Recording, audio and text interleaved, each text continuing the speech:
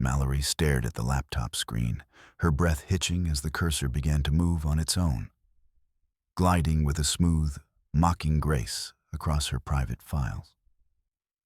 She reached out to slam the lid shut, but a notification froze her mid-motion. A photo of herself, taken only minutes ago from the perspective of her own webcam, showing her wide-eyed and trembling in the dark. Below the image, a single line of text appeared in real time, as if being whispered into her ear. "Some secrets are too heavy to keep behind a screen, Mallory." The silence of the house was shattered by a sudden, rhythmic pounding on the front door. Through the hallway window, the flickering red and blue lights of a patrol car stained the walls, while on the kitchen table, her phone erupted with a cascade of leaked audio clips. Her own voice, distorted and desperate, confessing to crimes she had never committed. As the handle of the door began to turn, Mallory realized with a jolt of ice-cold terror that her home was no longer a sanctuary. It had become a glass cage, and someone she trusted held the remote. The kitchen hummed with the low-frequency vibration of a coffee machine that had seen better decades. Mallory James leaned her weight against the counter, her fingers tracing the faded grain of the wood, as the bitter scent of over-roasted beans filled the air. Outside, the Austin suburb was still caught in that gray, indeterminate hour before the sun committed to the sky. Inside, the house smelled of burnt toast and the cloying sweetness of instant oatmeal, the olfactory signature of a Tuesday morning. She reached out to adjust the collar of Leo's school jumper, her fingers brushing against the wool. He was slouching, his spoon making a rhythmic, hollow scraping sound against the bottom of his bowl. Mallory didn't say anything. She didn't want to break the fragile silence of the morning. Instead, she turned back to the kitchen island where her daily planner lay open. In her precise, librarian's hand, she was mapping out the inventory schedule for the school's nonfiction section. It was a ritual of order, a way to build a fence around the chaos that always seemed to be lurking just beyond the property line. A stray beam of light caught the screen of her smartphone, illuminating a stack of notifications about overdue library books. She ignored them, taking a cautious sip of the scalding espresso. The heat bit at her tongue, but she welcomed the sting. It grounded her. It pushed back the dull ache throbbing in her temples, a remnant of another night spent staring at the ceiling, listening to the house settle.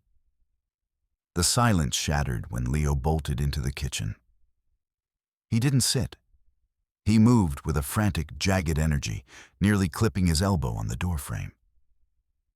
Without a word, he thrust his phone toward her face. The screen glowed with a cold, medicinal light that made Mallory squint.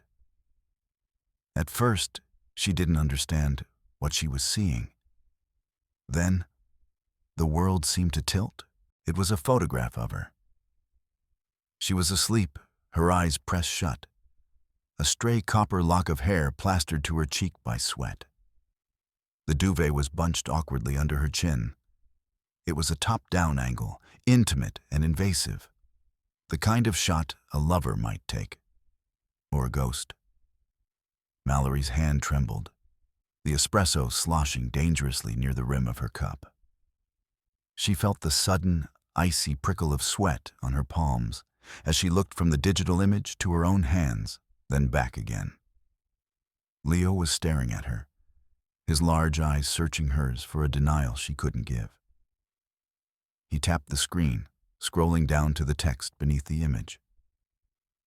"The sins of the father are buried in the old garden." The words hit her like a physical blow. The espresso cup finally tipped, a dark stain spreading across her carefully written inventory list. But she didn't care.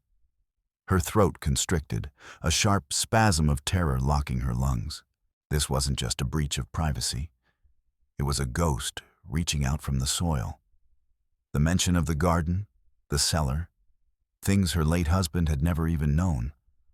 was a direct line to a past she had spent 20 years trying to incinerate. She looked up, her gaze instinctively darting toward the nightstand in the hallway, then toward the laptop she'd left on the side table in the living room. The black, unblinking eye of the webcam stared back at her. It felt like a predator's pupil. "Leo," she whispered, her voice cracking. "Give me that." She didn't wait for him to hand it over. She moved with a sudden, desperate speed, lunging for the first aid kit in the pantry. The sound of the pink medical tape tearing was loud in the quiet kitchen. She didn't explain. She couldn't. She marched through the house, slapping strips of tape over every lens she could find, the laptop, the tablet, even Leo's old desktop in the corner of the den. She sat down at the kitchen table, her breath coming in shallow hitches, and pulled her laptop toward her. Her fingers flew across the keys, a frantic percussion as she attempted to change her master password. She typed a complex string of symbols, a desperate code meant to lock the doors. A blood-red window exploded across the screen. "Access denied. User blocked by administrator." Mallory slammed her palm against the keyboard. The internal fan of the laptop began to whine, a high-pitched mechanical scream that set her teeth on edge. Then she stopped breathing. On the monitor, the cursor began to move. It wasn't her. It glided with a smooth, mocking grace, tracing perfect taunting circles in the center of the screen. She recoiled, her chair scraping harshly against the floor as she backed away from the machine, watching the ghost in the wires claim its territory. The drive to the school was a blur of gray pavement and heavy breathing. When she stepped into the library, the familiar scent of old paper and lemon polish failed to soothe her. Usually, this was her sanctuary, a place where the world was categorized and shelved in its proper place. Today, the silence felt like a wire pulled too tight. She noticed it immediately. Mrs. Green and the young assistant librarian were huddled together at the circulation desk, their heads bowed in a conspiratorial V. As soon as Mallory's heels clicked against the parquet floor, the whispering stopped. It was a clean, sharp break. Mrs. Green fumbled with her phone, shoving it deep into the pocket of her oversized cardigan, her eyes fixated on a stack of returns as if they were the most fascinating objects in the world. Mallory walked past the biography section, the skin on the back of her neck crawling. She could hear the muffled, jagged edge of a giggle behind her. When she spun around, the assistant librarian was suddenly very busy straightening a shelf of fiction. But Mallory was fast enough to catch the glow of a screen. On it was a familiar, blurry silhouette. The image of Mallory in her own bedroom. Her phone buzzed in her pocket, a violent vibration that made her jump. It was a link from Leo, sent from a school-wide group chat. She hesitated, then tapped it. A voice filled her ear, her own voice, but distorted, layered over a thick bed of synthetic static. It was a recording of a phone call. "Please, Dee," the digital Mallory pleaded, her voice thick and wet with desperation. "Just a few grams. I needed to get through the day. I can't keep my head up." She heard herself sob, a sound so authentic it made her stomach turn. It was her cadence, her specific way of swallowing mid-sentence, reconstructed by an algorithm with terrifying precision. She looked at the phone as if it were a venomous insect. Leo had followed the link with a single, devastating question mark. The walls of the library seemed to lean inward. The rows of books, usually her friends, now felt like spectators in a stadium, watching her drown in a sea of generated lies. She couldn't breathe. She couldn't even scream, because the voice on the recording had already stolen her breath. "Mrs. James, the principal would like to see you." The voice of the school secretary was flat, devoid of its usual warmth. Mallory followed her to the administrative wing, her legs feeling like lead. Principal Miller sat behind a massive oak desk, the light from his desk lamp glinting off the rims of his glasses. He didn't ask her to sit. He didn't offer a polite preamble. He simply turned his monitor toward her. It was a local community forum. The audio clip was pinned to the top, already garnering hundreds of comments. Mallory saw the words, junkie, unstable, and danger to students, flashing in the scroll. I didn't say that. Mallory started, her voice sounding thin and pathetic even to her own ears. It's a fake. It's a digital. The metadata suggests it was recorded from your home line, Mallory, Miller said, his voice heavy with a disappointment that felt like a gavel. The parents are already calling. They're terrified. I can't have this in my school. Logic was a useless tool against a virus. She realized it then, looking at Miller's stony expression. The digital version of her had already murdered the professional one. There was no trial, no evidence she could present that would outweigh the visceral impact of that recording. She left the school in a daze, the afternoon sun feeling too bright, too exposing. When she reached the house, it felt like a hollow shell. She slumped onto the sofa, her laptop sitting on the coffee table like a dormant bomb. Despite the tape over the camera, the machine whirred to life. Notifications began to cascade down the screen, a waterfall of gray boxes. She watched, paralyzed, as her cloud storage folders opened one by one. Her private journals, the digital files where she'd confessed her deepest, darkest anxieties about her mother, her fears of inheriting the same mental fragility that had destroyed her family, were being marked as public. She watched the view counter on the bottom of the screen. 12, 45, 112. People she had known for years, neighbors who waved at her while mowing their lawns, were reading her most jagged, unpolished thoughts. They were seeing her naked, not in body, but in soul. She wrapped her arms around her chest, trying to hold herself together. But the house no longer felt like a fortress. It was a glass cage, and the whole world was pressing their faces against the panes. The knock at the door was sharp, a rhythmic, authoritative pounding that echoed through the hallway. Mallory jumped, her heart hammering against her ribs. Standing on the porch was a woman in a gray, ill-fitting suit, a leather briefcase clutched to her side. She didn't smile. Mallory James? I'm Emily Harris, with Child Protective Services.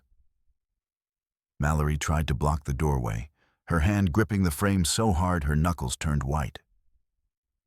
But Harris moved with the practiced ease of someone used to being unwelcome. She stepped into the foyer, her eyes darting across the room, cataloging the spilled coffee, the unwashed bowl on the counter, the general air of frantic disarray. We received an anonymous tip, Harris said, her voice a monotone. Allegations of substance abuse and emotional instability, and some concerning writings. Mallory felt the blood drain from her face. The air in the hallway felt thick, clogged with dust and the smell of her own fear. She looked at Harris, realizing that the unseen hand had finally pulled the trigger. The bullet was headed straight for the only thing that mattered. Harris sat at the coffee table and began laying out sheets of paper. Mallory recognized the font immediately. It was her own, the specific, slightly condensed typeface she used for her digital diary. Harris ran a manicured nail under a paragraph where Mallory had written, in a moment of 3 a.m. exhaustion, about wanting to run away, about the crushing weight of being a single mother. This was just a vent, Mallory whispered. Everyone feels that way sometimes. It doesn't mean I would ever. It speaks to a pattern, Miss James. Harris interrupted, her lips thin. Every word Mallory had ever written in private was now a weapon being turned against her. The black letters on the white paper looked like insects, crawling across the table, infecting the very air of her home. Then she noticed it. In the corner of the room, on a shelf above the television, the smart speaker began to pulse. A soft, rhythmic blue light glowed around its rim. Mallory froze mid-sentence. Every time Harris asked a question, the light grew brighter, more intense, as if the device were leaning in, thirsty for the sound of her ruin. A cold shiver raced down Mallory's spine. The predator wasn't just outside, it was sitting on her shelf, broadcasting her interrogation in real time. Harris continued to drone on about safety assessments and temporary placements. But Mallory could only hear the faint electrical hum of the speaker. She looked around her living room. The television, the microwave, the digital clock on the oven. They all felt like eyes. The walls were thinning, turning into transparent film. She was being watched. She was being judged. And she was being hunted by someone who knew exactly how to use her own life as the bait. The realization hit her with the force of a physical collision. This wasn't a random hack. This was personal. This was surgical. She turned her gaze toward the hallway, toward the small black box of the router tucked near the floor. It was blinking a steady, mocking green. Mallory didn't think. She acted. She lunged for the corner, her fingers clawing at the plastic casing of the router.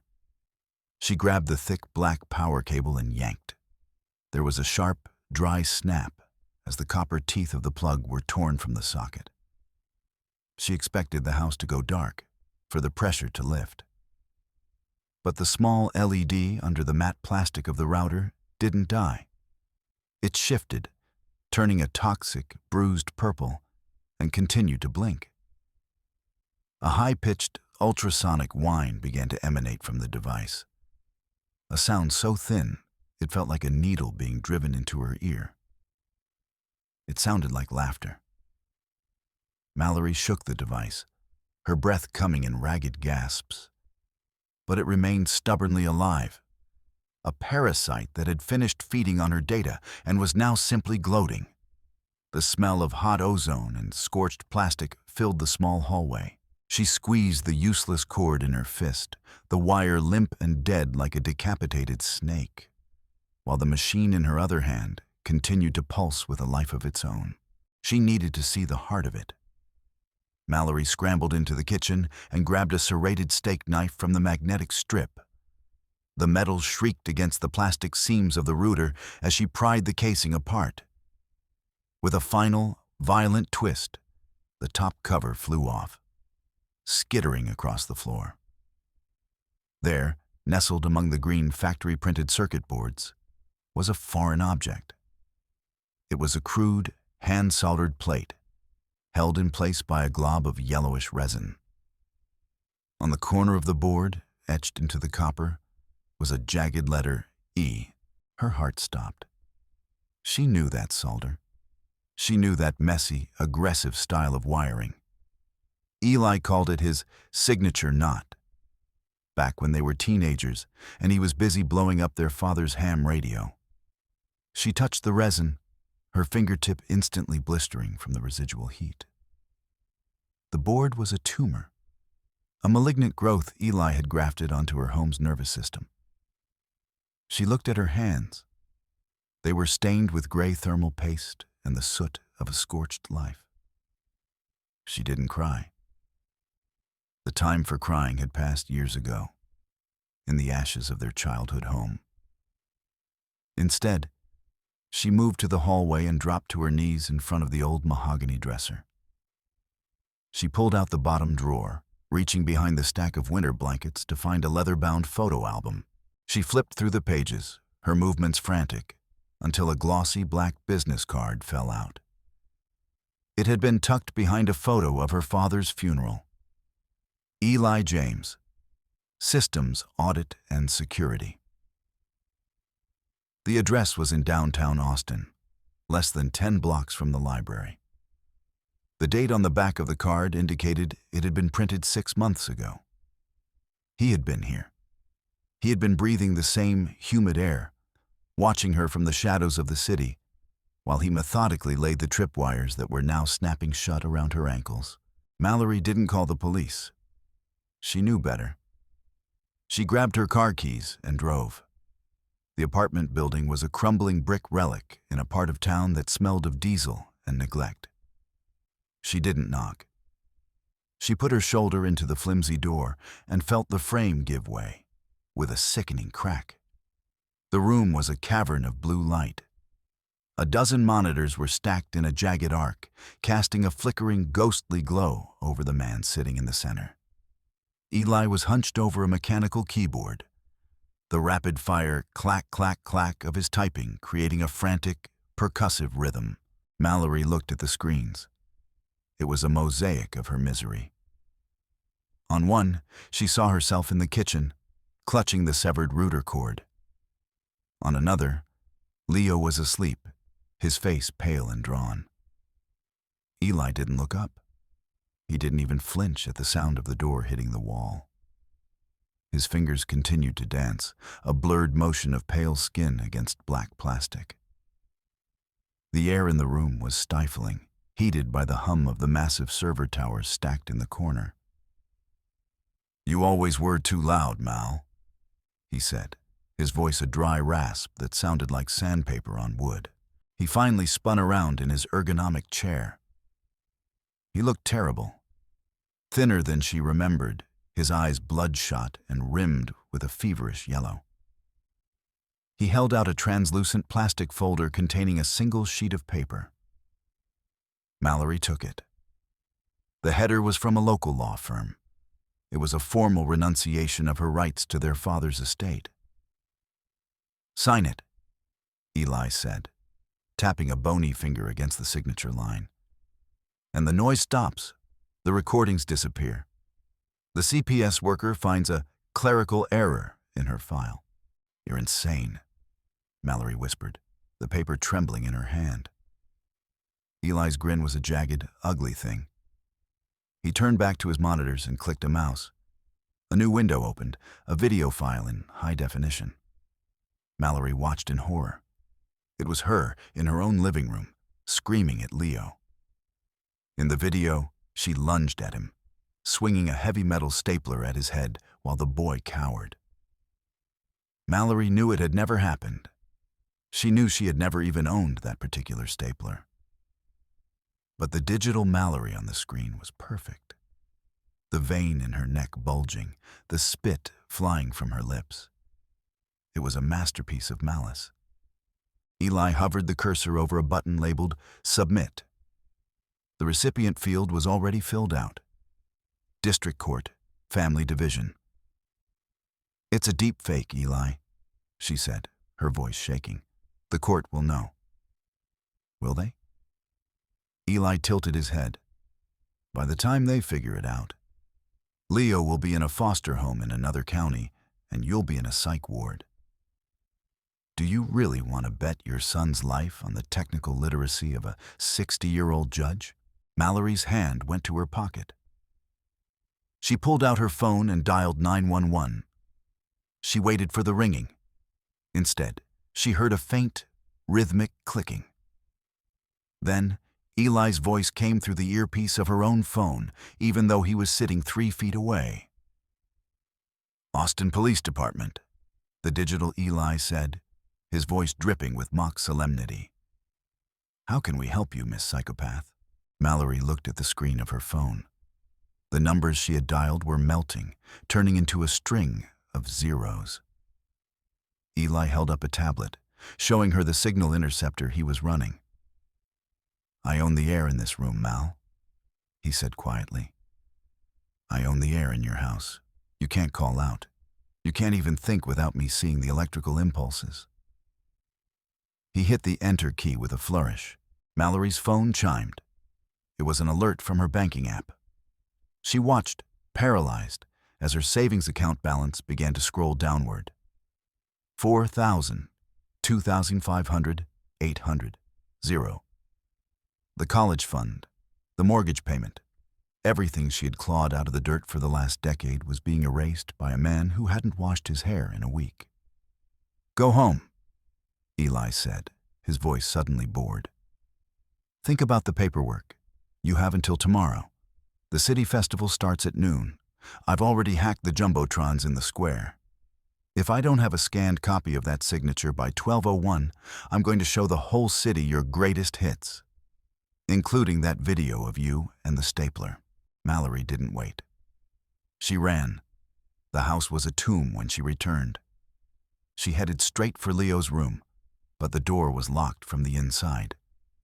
She pounded on the wood, her voice thick with unshed tears. "Leo, honey, open up, it's me." "Go away." Leo's voice was a jagged sob. "I saw the email, Mom. I saw what you said to the boarding school." Mallory looked down. A tablet lay on the floor in the hallway. She picked it up. It was a faked email thread, written in her voice, detailing her plan to dispose of her son so she could start a new life. Eli hadn't just stolen her money. He had poisoned the well of her son's heart.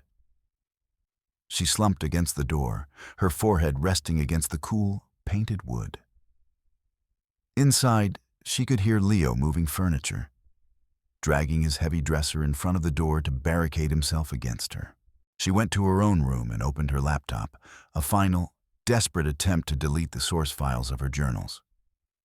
But the screen was already a solid, vibrating red.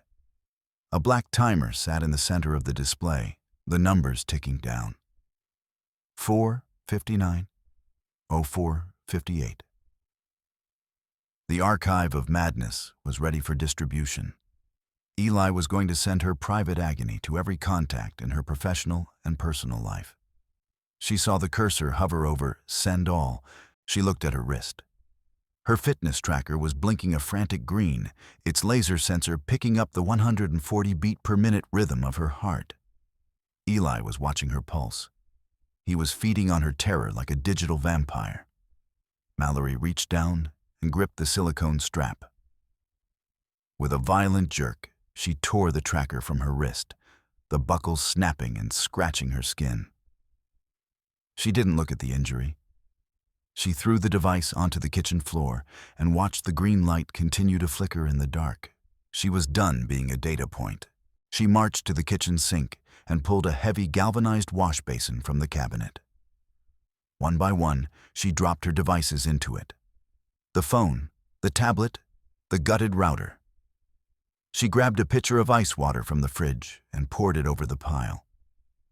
There was a series of sharp, blue sparks. A smell of wet dust and fried circuits rose from the basin. Mallory plunged her hands into the freezing water, feeling the jagged edges of the broken screens, and for the first time in 48 hours, she felt a flicker of heat in her chest that wasn't fear. It was rage. She leaned against the oven, her eyes scanning the kitchen. They landed on an old cast-iron skillet hanging from a hook. It was heavy, honest, and completely devoid of a motherboard. She knew what she had to do. She crept back to Leo's door. She didn't knock this time. She took a piece of paper and a pencil, analog tools for an analog war, and slid a note under the door. "We are leaving. Don't say a word. Trust me." She waited, her heart in her throat. After a long minute, she heard the faint scuff of a sneaker. Then, 2 sharp knocks on the wood. Their old code. She let him out through the back garden, the blackberry briars catching at her sweater like tiny, desperate hands. They moved through the shadows to the old detached garage at the back of the property. The lock was stiff with rust, the smell of grease and old gasoline thick in the air. Mallory reached under a pile of dusty burlap sacks and pulled away the covering. There, sitting like a prehistoric beast, was her father's 1988 Land Cruiser. It was a tank of a vehicle, built before the era of integrated GPS, Bluetooth, or remote kill switches. She climbed into the driver's seat and turned the key. The engine didn't hum. It roared, a deep, guttural vibration that shook the very bones of the garage. "Get in," she told Leo. They drove out without lights, the tires crunching softly on the gravel. Mallory didn't look back at the house. She knew Eli was staring at a blank screen somewhere, wondering why her heart rate had suddenly flatlined. She steered the heavy machine onto the back roads, avoiding the main arteries of the city where the traffic cameras could track their plates. She navigated by the stars and a tattered paper map she found in the glove box. For the first time in years, she felt invisible. And in that invisibility, she found her strength. The school library was a different world at night. The shadows of the tall stacks looked like the ribs of a giant, sleeping animal. Mallory used her master key to slip through the side entrance, Leo following close behind. She had called Eli from a burner phone she'd bought at a gas station. She told him she was ready to sign. She told him to meet her in the library, the place where she had spent her life protecting stories. Eli was already there, sitting at the long mahogany reading table. He looked small in the vast, dark space, his laptop a beacon of sickly blue light. "You're late," he said, not looking up.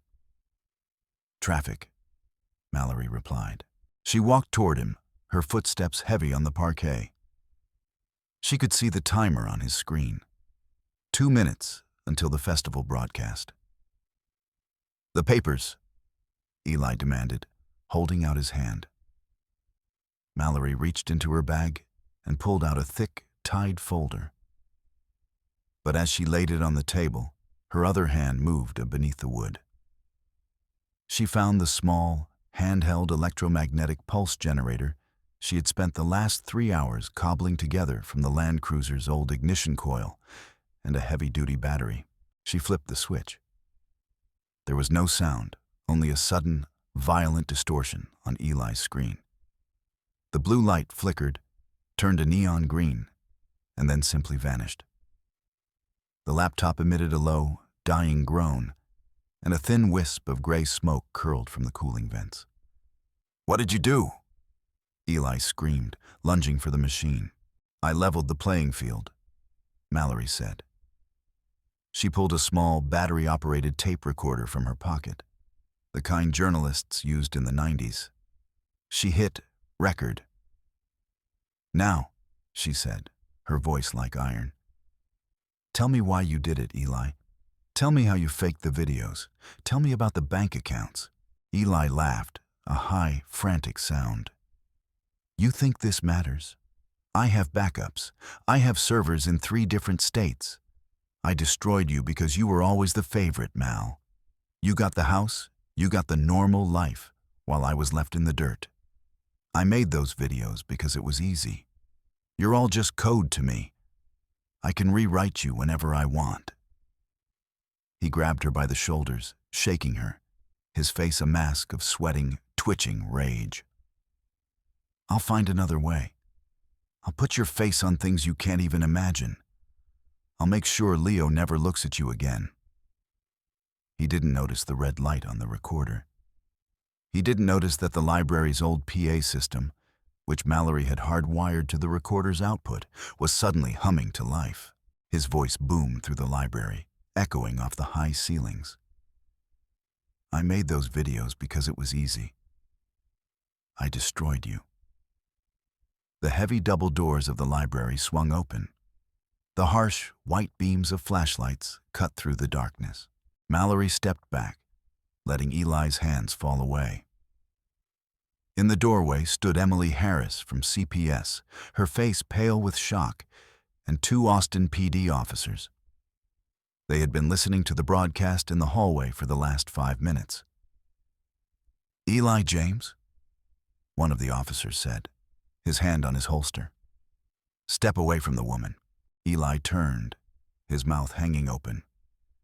He looked at the officers, then at the smoking ruin of his laptop, then at Mallory. From behind a shelf of encyclopedias, Leo stepped out. He was holding the old Zenith camera, the shutter clicking as he captured the image of his uncle's hands being pulled behind his back. The metallic clack of the handcuffs was the most beautiful sound Mallory had ever heard. She watched as they led him away, his frantic protests fading into the quiet of the night. She walked over to the reading table and looked at the black, dead screen of the laptop. With a slow, deliberate motion, she closed the lid. The silence that followed wasn't the tense, vibrating silence of a trap. It was the quiet of a library at rest.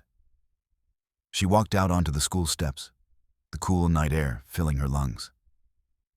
Leo was waiting for her, the old camera slung around his neck. He didn't say anything, but he reached out and took her hand. Mallory looked at her wrist, where the red mark from the tracker was already beginning to fade. She reached into her pocket, found her car keys, and threw them into the tall grass of the school lawn. "Let's walk," she said. And for the first time in a very long time, there were no notifications to tell her where to go.